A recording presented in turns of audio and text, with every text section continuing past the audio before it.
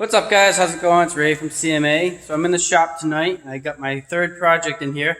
This is a 73 Dodge Charger 340 Magnum, 4-speed. And the guy wants to do just the hood because it was bubbling. And I'll show you right here. It's a mess. Somebody had painted the car before and it is not pretty. Big old nasty rust spot. It's extensive. It's pretty heavy and rusted. And we're going to take care of this for the guy. But I also suggested, in addition to doing the hood, I suggested strongly do the tops of the fenders too. So this way here you have a clean transition between the paint, the body lines, and everything else. So when down the line he decides to continue doing the rest of the car and the body work, he'll have no problems with the hood, and all I have to do is go into the tops of the fenders. So everything I did on the hood will be untouched and unscathed later on. So what I'm going to do is I'm going to strip this hood down.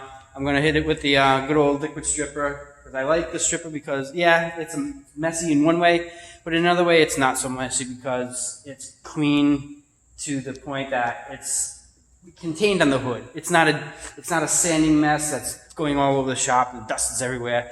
It's clean, it's quiet. I like that.